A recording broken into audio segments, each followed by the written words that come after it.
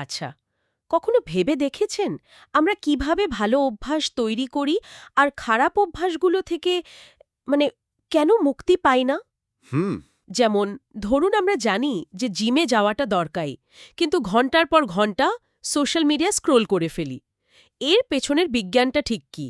ঠিক। আজকে আমরা ঠিক এটাই বোঝার চেষ্টা করব। আমাদের হাতে আচরণ বিজ্ঞানের কিছু নোট আর গবেষণা আছে, যা দিয়ে আমরা আমাদের প্রতিদিনের সিদ্ধান্ত আর অভ্যাসের পেছনের মূল সূত্রগুলো বোঝার চেষ্টা করব। হ্যাঁ, একদম। আর আজকের আলোচনাটা কিন্তু কোনো শুকনো লেকচার হবে না, বরং আমরা চেষ্টা করব আচরণের কিছু শক্তিশালী টুল বা হাতিয়ারকে সহজভাবে বুঝতে। দারুণ। এই টুলগুলো বিজ্ঞাপন থেকে শুরু করে প্যারেন্টিং, এমনকি আমাদের নিজেদের অভ্যাসকেও নিয়ন্ত্রণ করে। আমরা মূলত ৩টে ধাপে এগোব। প্রথমে দেখব কোন জিনিসগুলো আমাদের আচরণকে উবারহুপ্ট শক্তিশালী বা দুর্বল করে। আচ্ছা। তারপর বিজ্ঞানীরা কিভাবে নিশ্চিত হন যে এই পদ্ধতিগুলো আসলেই কাজ করছে, তারা আচরণকে মাপে কিভাবে। আর সবশেষে সবচেয়ে মজার অংশটা, পুরস্কার বা রিইনফোর্সমেন্টের টাইমিং কিভাবে আমাদের প্রায় আসক্ত করে ফেলতে পারে। দারুণ। তাহলে চলুন শুরু করা যাক একেবারে গোড়া থেকে। কোনো একটা কাজ আমরা বারবার কেন করি আর অন্য কোনো কাজ কেন এড়িয়ে চলি, এর পেছনে কি কাজ করে? দেখুন, এর পেছনে আসলে দুটো মূল চালিকা শক্তি কাজ করে: রিইনফোর্সার আর পানিশার। রিইনফোর্সার আর পানিশার। হ্যাঁ, রিইনফোর্সার হলো এমন কিছু যা একটা আচরণের পুনরাবৃত্তির সম্ভাবনা বাড়িয়ে দেয়, সহজ কথায় পুরস্কার। আর পানিশার হলো তার উল্টোটা, যা আচরণের সম্ভাবনা কমিয়ে দেয়, শাস্তি। কিন্তু মজার ব্যাপার হলো, এই পুরস্কার বা শাস্তিগুলো দুই ধরনের উৎস থেকে আসতে পারে। দুই ধরনের উৎস মানে কি রকম, একটু বুঝিয়ে বলবেন? প্রথমটা হলো যা আমাদের শেখাতে হয় না, আমরা জন্মগতভাবেই জানি। এগুলোকে বলে আনকন্ডিশন বা সহজাত রিইনফোর্সার। সহজাত। আমাদের সোর্সগুলোতে খুব সুন্দর করে বলা আছে যে এগুলো আমাদের বিবর্তনের ফসল, আমাদের প্রজাতির ইতিহাসে গাথা। যেমন ধরুন, খাবার, জল বা আরামদায়ক তাপমাত্রা। ও আচ্ছা।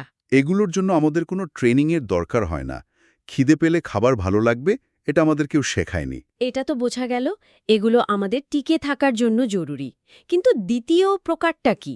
দ্বিতীয় প্রকারটা হলো কন্ডিশনড বা অর্জিত রিইনফোর্সার। এগুলোর মূল্য আমরা আমাদের জীবনে চলতে চলতে শিখি।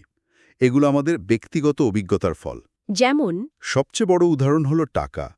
টাকা নিজে তো কোনো খিদে মেটায় না বা তৃষ্ণা দূর করে না, কিন্তু আমরা অভিজ্ঞতা থেকে শিখেছি যে টাকা দিয়ে খাবার, জল, আশ্রয় সবই পাওয়া যায়। তার মানে টাকা একটা প্রতীকের মতো কাজ করে, যা অন্য অনেক পুরস্কারের সাথে যুক্ত। একেবারে। আর এই কারণেই টাকাকে বলা হয় জেনারেলাইজড কন্ডিশন রিইনফোর্সার। জেনারেলাইজড। হ্যাঁ, জেনারেলাইজড। কারণ এটা কোনো একটা নির্দিষ্ট চাহিদার ওপর নির্ভর করে না। আপনার খিদে না পেলেও টাকা আপনার কাছে মূল্যবান। প্রশংসা, ভালো গ্রেড বা সোশ্যাল মিডিয়া লাইক, এগুলো কিন্তু একই ধরনের অর্জিত রিইনফোর্সার। ও আচ্ছা। আমরা এগুলোকে মূল্য দিতে শিখি কারণ এগুলো সামাজিক স্বীকৃতি বা অন্য কোনো সুবিধার সাথে যুক্ত। বাহ, বিষয়টা বেশ পরিষ্কার হলো। কিন্তু এখানে আমার একটা প্রশ্ন আছে। এই যে পজিটিভ আর নেগেটিভ রিইনফোর্সমেন্ট, নেগেটিভ শুনলেই তো কেমন একটা শাস্তির মতো মনে হয়, তাই না? হ্যাঁ, এটা প্রায় সবাই গুলিয়ে ফেলে। আর এই জায়গাটা পরিষ্কার হওয়া খুব জরুরি। দেখুন, এখানে পজিটিভ বা নেগেটিভ শব্দ দুটো ভালো বা খারাপ অর্থে ব্যবহার হয় না। তাহলে? এগুলো গণিতের যোগ বিয়োগের মতো। পজিটিভ মানে কোনো কিছু যোগ করা, আর নেগেটিভ মানে কোনো কিছু সরিয়ে নেওয়া। ও আচ্ছা, তাহলে পজিটিভ রিইনফোর্সমেন্ট মানে হলো কোনো পছন্দের জিনিস যোগ করে আচরণকে শক্তিশালী করা, ঠিক তো? একদম। যেমন, একটা বাচ্চা তার হোমওয়ার্ক শেষ করলে তাকে একটা স্টিকার দেয়া হলো। এখানে স্টিকারটা যোগ করা হলো, যা তার হোমওয়ার্ক করার আচরণকে ভবিষ্যতে উৎসাহিত করবে। হুম। এবার আসি নেগেটিভ রিইনফোর্সমেন্টে। এখানে কোনো অপছন্দের বা বিরক্তিকর জিনিস সরিয়ে নিয়ে আচরণকে শক্তিশালী করা হয়। এক মিনিট, এটা তো বেশ অন্যরকম শোনাচ্ছে। অপছন্দের জিনিস সরিয়ে নিয়ে আচরণকে শক্তিশালী করা হচ্ছে। আমাদের দৈনন্দিন জীবন থেকে কোনো উদাহরণ দেওয়া যায়? অবশ্যই। সোর্সের ছাতার উদাহরণটাই ভাবুন। বাইরে বৃষ্টি পড়ছে, যা আপনার জন্য একটা অস্বস্তিকর অবস্থা। আপনি ছাতা খুললেন, ফলাফল কি হলো? বৃষ্টিতে ভেজা বন্ধ হলো। ঠিক, বৃষ্টিতে ভেজার অস্বস্তিটা সরে গেল। এই যে অস্বস্তিটা দূর হলো, এটাই আপনার ছাতা ব্যবহার করার আচরণকে রিইনফোর্স বা শক্তিশালী করল। তাই ভবিষ্যতে বৃষ্টি হলে আপনার ছাতা ব্যবহার করার সম্ভাবনা, বেড়ে যাবে। বাহ, এবার পরিষ্কার হলো। অথবা ধরুন গাড়িতে সিট বেল্ট না বাঁধলে একটা বিরক্তিকর আওয়াজ হতে থাকে। আপনি সিট বেল্টটা লাগালেন আর আওয়াজটা বন্ধ হয়ে গেল। এখানেও বিরক্তিকর আওয়াজটা সরে যাওয়ার ফলে আপনার সিট বেল্ট বাঁধার অভ্যাসটা গড়ে উঠছে। এটা শাস্তি নয়, বরং একটা অস্বস্তি থেকে মুক্তি। ওয়াও, এটা তো দারুণভাবে পুরো ধারণাটাই পরিষ্কার করে দিল। তাহলে আসল শাস্তি বা পানিশমেন্টের কাজটা কি? পানিশমেন্টের একমাত্র উদ্দেশ্য হল কোনো আচরণের পুনরাবৃত্তির সম্ভাবনা কমানো। এটারও দুটো ভাগ আছে, সেই যোগ-বিয়োগের নিয়মেই। আচ্ছা। পজিটিভ পানিশমেন্ট মানে কোনো অপছন্দের জিনিস যোগ করা। যেমন কোনো শিশু দেওয়ালে আঁকলে তাকে বকা দেওয়া হলো। এখানে বকা নামক অপছন্দের জিনিসটা যোগ করার ফলে তার দেওয়ালে আঁকার প্রবণতা কমে যেতে পারে। আর নেগেটিভ পানিশমেন্ট মানে তাহলে? কোনো পছন্দের জিনিস সরিয়ে নেওয়া। ঠিক ধরেছেন। যেমন ভাই বোনের সাথে ঝগড়া করার জন্য বাচ্চার ভিডিও গেম খেলার সময় কেড়ে নেওয়া হলো। এখানে তার পছন্দের খেলার সময় সরিয়ে নেওয়ার মাধ্যমে ঝগড়া করার আচরণটা কমানোর চেষ্টা করা হচ্ছে। এই চারটি টুল, পজিটিভ ও নেগেটিভ রিএনফোর্সমেন্ট এবং পজিটিভ ও নেগেটিভ পানিশমেন্ট, ব্যবহার করেই আমাদের চারপাশের জগৎ প্রতিনিয়ত আমাদের আচরণকে প্রভাবিত করছে। বাহ, দারুণভাবে বোঝা গেল। কিন্তু আমার প্রশ্ন হলো, বিজ্ঞানীরা কিভাবে বোঝেন যে এই কৌশলগুলো আসলেই কাজ করছে? এটা কি শুধু অনুমানের ওপর নির্ভর করে? কোনো পরিবর্তন মাপার জন্য তো নির্দিষ্ট পদ্ধতির প্রয়োজন, তাই না? চমৎকার প্রশ্ন। এখানেই প্রায়োগিক আচরণ বিশ্লেষণের সবচেয়ে গুরুত্বপূর্ণ দিকটি আসে, পরিমাপ। পরিমাপ? হ্যাঁ, কোনো কিছুকে বিজ্ঞানসম্মতভাবে বুঝতে হলে তাকে পরিমাপযোগ্য হতে হবে। আর আচরণকে পরিমাপ করার জন্য এর সংজ্ঞা হতে হয় খুব স্পষ্ট এবং বস্তুনিষ্ঠ। যেমন, ছেলেটা রেগে গিয়েছিল, এটা কোনো ভালো সংজ্ঞা নয়। তাহলে ভালো সংজ্ঞা কোনটা? এর বদলে বলতে হবে, ছেলেটা 10 সেকেন্ড ধরে চিৎকার করেছিল এবং মেঝেতে 3 বার লাথি মেরেছিল। ও আচ্ছা, তার মানে আচরণকে এমনভাবে সংজ্ঞায়িত করতে হবে যা যে কেউ দেখলে বা শুনলে একই জিনিস বুঝবে। কিন্তু কি কি জিনিস মাপা হয়? মূলত কয়েকটা মৌলিক জিনিস মাপা হয়, যেমন রেট বা ফ্রিকোয়েন্সি, অর্থাৎ নির্দিষ্ট সময় একটা আচরণ কতবার ঘটছে। যেমন? যেমন একজন সেলসম্যান 1 ঘন্টায় কতজন গ্রাহকের সাথে কথা বলছেন। এটা তার কাজের গতি বুঝতে সাহায্য করে। আচ্ছা, শুধু কতবার হচ্ছে এটাই কি যথেষ্ট?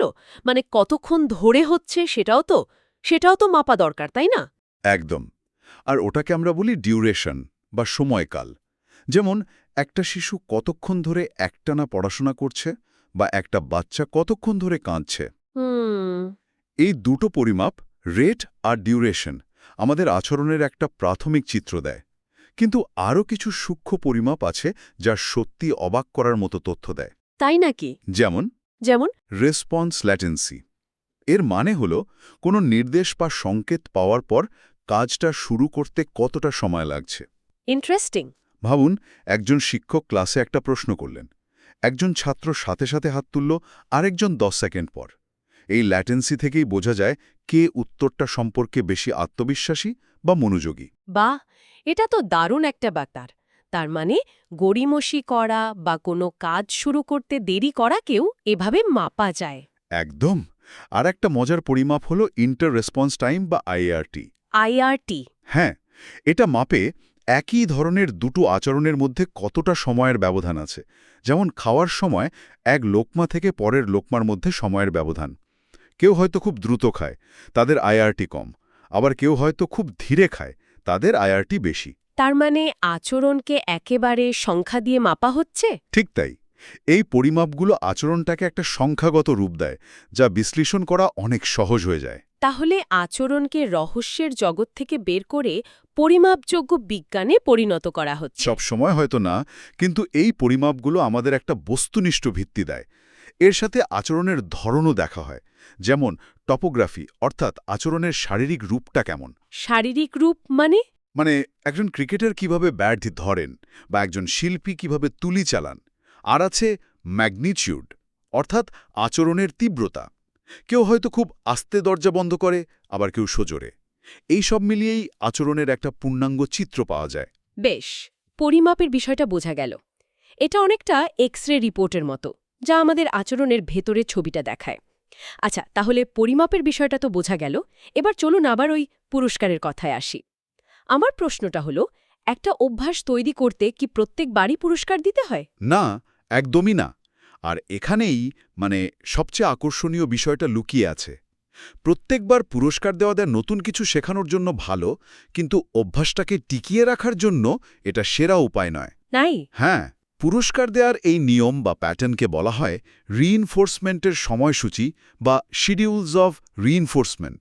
আর এই সময়সূচি নির্ধারণ করে দেয় একটা আচরণ কতটা শক্তিশালী আর দীর্ঘস্থায়ী হবে। তার মানে পুরস্কারের চেয়েও পুরস্কার দেওয়ার নিয়মটা বেশি গুরুত্বপূর্ণ।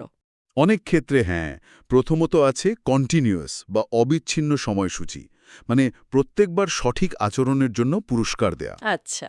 সোর্সে যেমন বলা হয়েছে, ভেন্ডিং মেশিনে আপনি যতবার টাকা ফেলবেন ততবারই জিনিস পাবেন। এটা খুব প্রেডিক্টেবল বা অনুমানযোগ্য।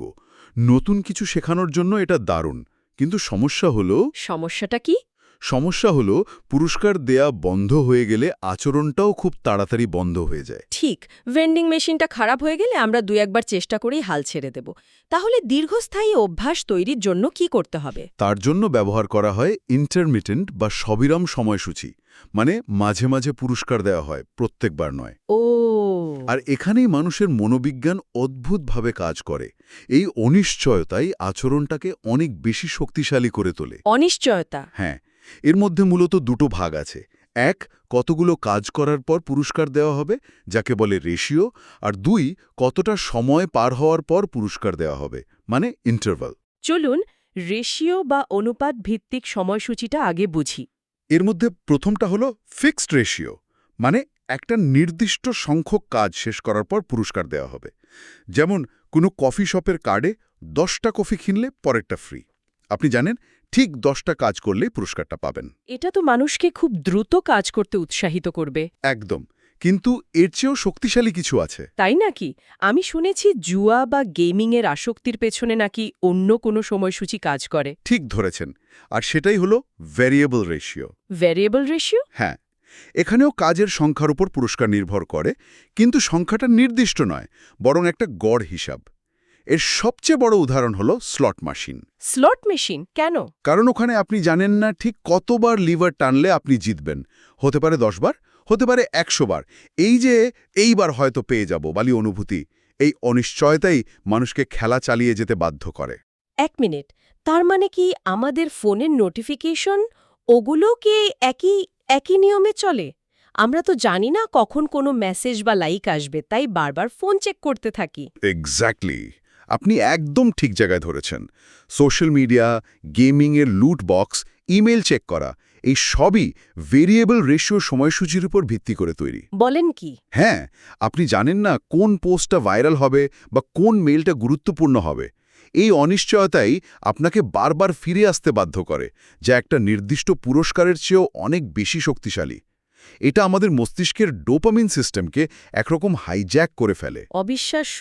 তাহলে দ্বিতীয় ভাগটা মানে ইন্টারভাল বা সময়ভিত্তিক সময়সূচি কিভাবে কাজ করে? এটাও বেশ মজার।